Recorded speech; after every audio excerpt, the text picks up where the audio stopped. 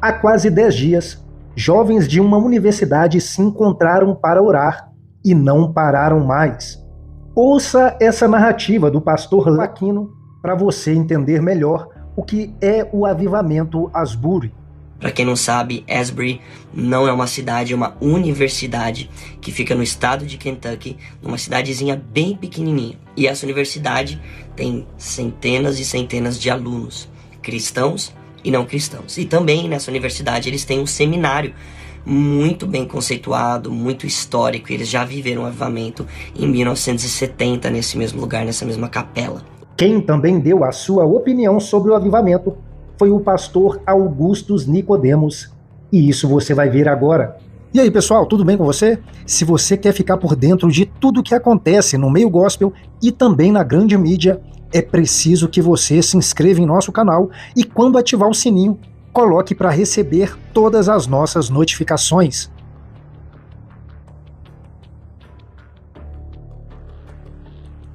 Muito bem, e aí vem a pergunta, não é, se o que está acontecendo lá no Asbury College é alguma coisa que se encaixaria nessa definição de avivamento.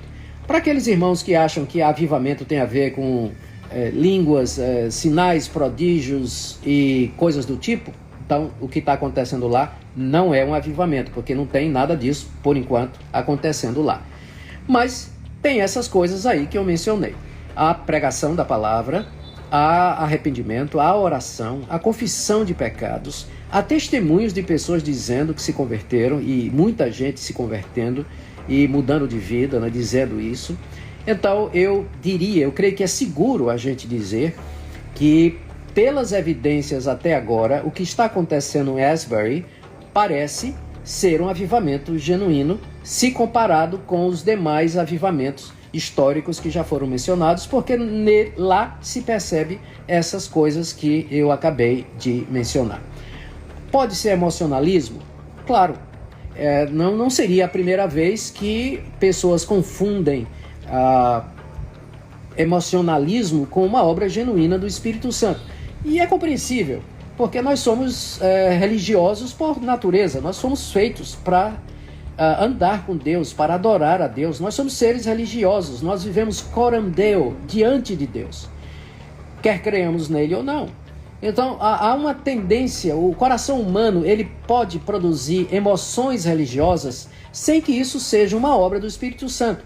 Pessoas que não são crentes podem se emocionar, elas oram os seus deuses, elas praticam boas obras, elas têm a sensação da existência de alguém superior.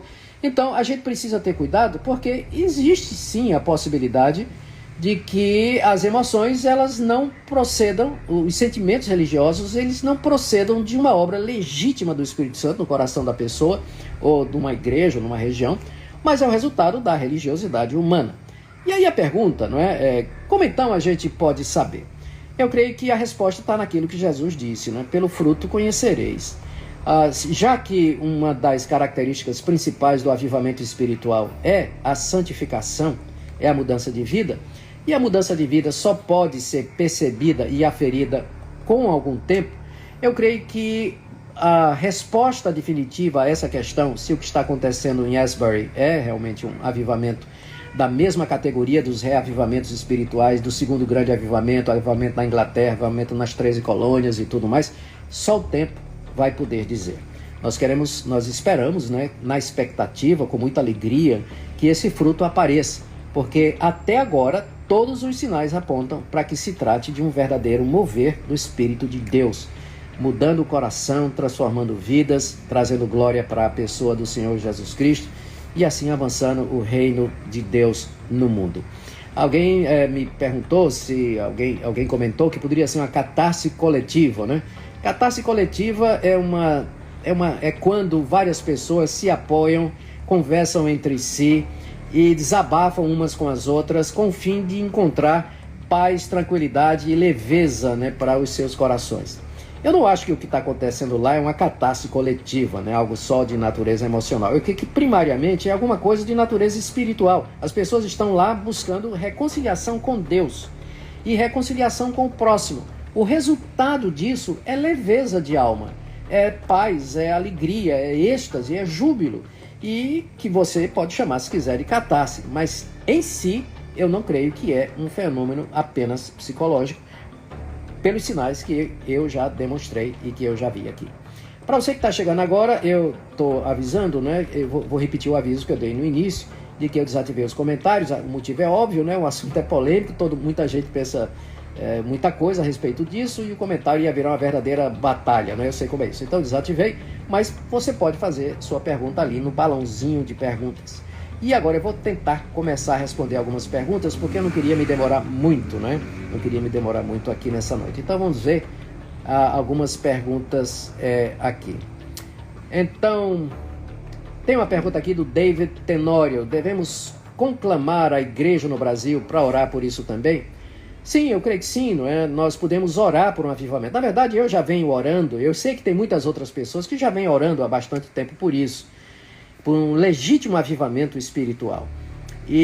Mas enquanto o avivamento não vem, nós vamos trabalhando, não é? Porque Deus não opera somente em avivamentos. Ele opera através dos meios naturais, no dia a dia, pelo trabalho dos crentes, dos pastores, dos membros das igrejas, de testemunho, evangelização e assim por diante. Mas um avivamento espiritual é um extra, né? É alguma coisa extraordinária, e devemos sim orar para que Deus nos mande um avivamento espiritual de magnitude nacional. Aqui tem a pergunta do Silas. Ele diz assim: ouvi dizer que o Brasil seria o próximo celeiro do avivamento espiritual. Existe fundamento para isso? Olha, Silas, ninguém pode prever, porque uma das características do avivamento espiritual é que ele é imprevisível. O Espírito Santo é soberano. Ele sopra onde quer. Veja o que está acontecendo em Asbury. Considerando que é um avivamento espiritual genuíno, começou num culto da capela dos estudantes, que acontece normalmente toda semana. Não foi planejado, não tinha um grande pastor, um nome evangélico, um cantor gospel, um teólogo conhecido. Ninguém fez propaganda, ninguém divulgou nas mídias sociais. Era uma coisa rotineira e de repente começou. Então, quem pode prever? Deus é soberano nisso. A gente ora para que Deus dê um avivamento, mas a gente se submete à vontade de Deus, porque como o próprio Jesus Cristo disse, né? O vento sopra onde quer, você ouve a sua voz, mas não sabe de onde ele vem, nem para onde ele vai. E ele estava se referindo à obra do Espírito Santo. Vamos ver aqui mais uma pergunta. Aqui tem uma afirmação do Eliezer Jardim. Ele está dizendo: para mim isso é o mais próximo de um avivamento genuíno, sem loucuras e cultos irracionais. Concorda?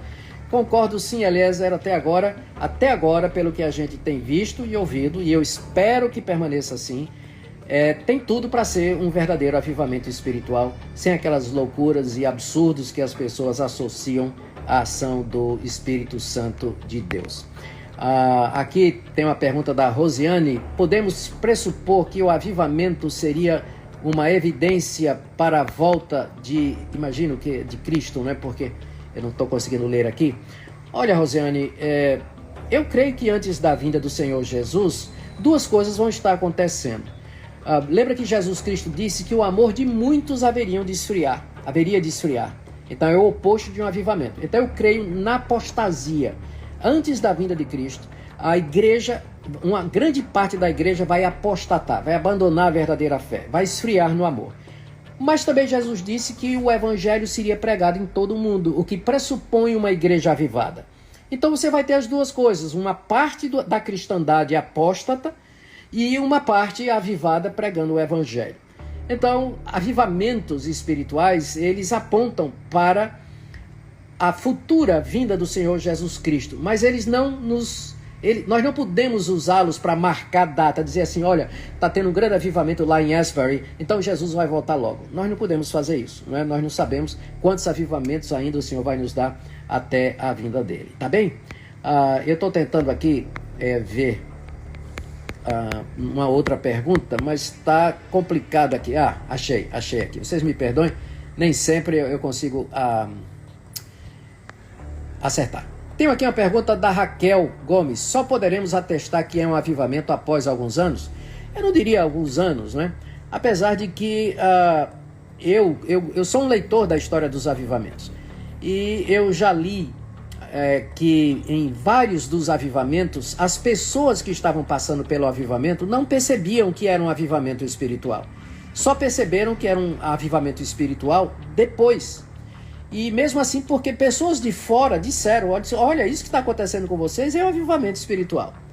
Então, eu não diria que é uma questão de anos, né? Mas eu diria que é algum tempo, né? Eu não queria também colocar um prazo tão extenso que significaria dizer que o avivamento é uma coisa imperceptível e que você não pode avaliar, não é? E isso não é verdade. O avivamento espiritual produz conversões duradouras, transformação de vida, crescimento do evangelho e assim por diante. E a gente pode aferir essas coisas dentro de um tempo razoável, né? Não precisa ser assim muitos anos, né? Mas eu creio que dentro de um tempo razoável dá para perceber se a coisa realmente era de Deus ou não.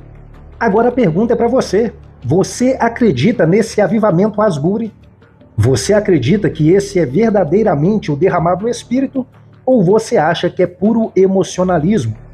O mais importante aqui é a sua opinião. Deixe ela nos comentários logo aí abaixo. E não se esqueça de se inscrever em nosso canal.